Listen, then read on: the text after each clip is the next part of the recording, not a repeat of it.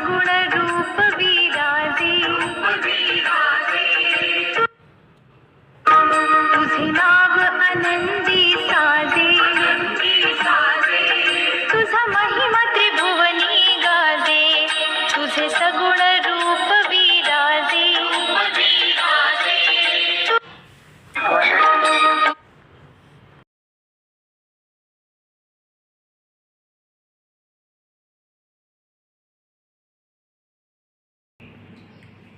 नमस्कार, मी सौ निर्मला आपशिंगेकर। आज आपणास ताक आणि काकडीची उत्तप्पाची रेसिपी सादर करीत आहे।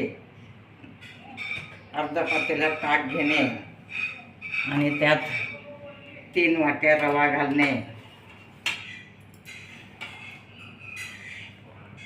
3 वाट्या रवा घालत आहे मी।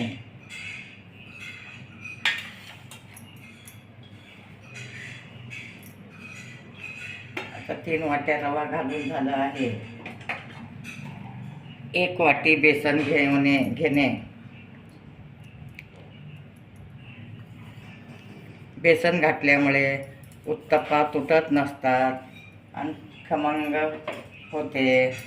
हे सगळं आता कालवून घेणे।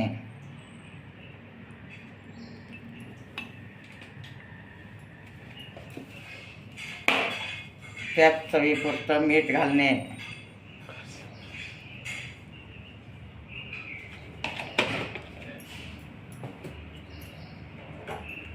हळद घालणे अर्धा चमचा।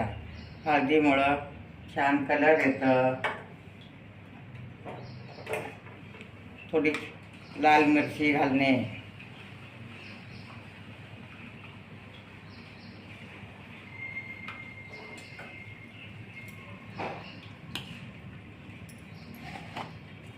आलं लसणाची पेस्ट घालणे,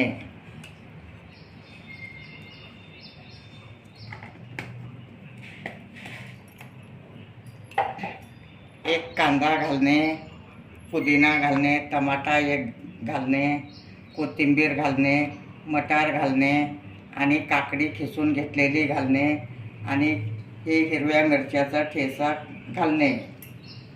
सगळं एकत्र कालवून घेणे।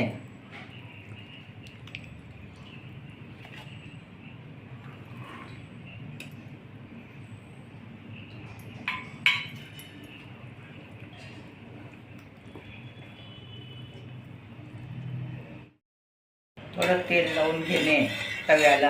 आता आपलं तवा तापला आहे, त्यावर आता आपण उत्तप्पा घालत आहोत।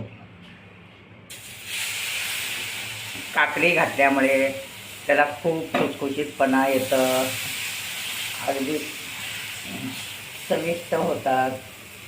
आता उन्हाळा चालू असल्यामुळे काकडी थंड असते, ताक पण थंड असतं, त्यामुळं ताकात तुम्ही भिजवल्यामुळे त्यात लोणी असतं, ते खुसखुशीत होऊ शकतात। वर आपण थोडं झाकून ठेवणे।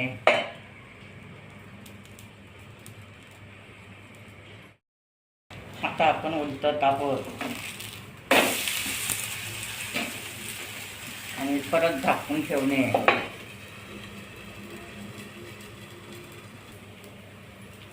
अशा टाईपमध्ये छान खरपूस भाजून घेणे।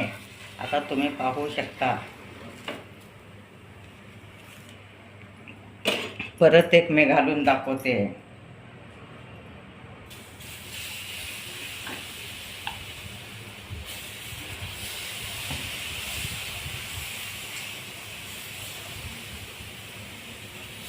हे उत्तप्पा खूप खुसखुशीत आणि पौष्टिक आहेत।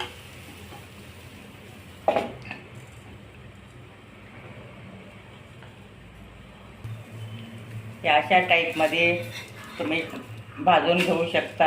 ह्या टाईपमध्ये अगदी खरपूस भाजल्यामुळे त्याला कुरकुरीतपणा येतं।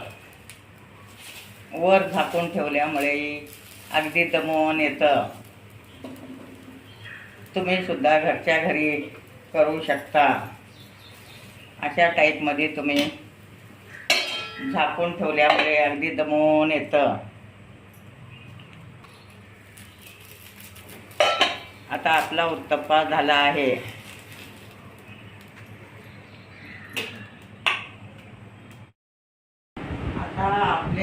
कढीचे उत्तप्पा गरमागरम तयार आहेत. माझे व्हिडिओ लाईक शेअर सबस्क्राईब करा. उत्तप्पा हे दह्याबरोबर खाऊ शकता, शेंगदाण्याच्या चटणीबरोबर खाऊ शकता. अगदी तसंच जरी खाल्ला तरी खूप चविष्ट लागतं. काकडी असल्यामुळे अगदी खुसखुशीत झाले आहेत.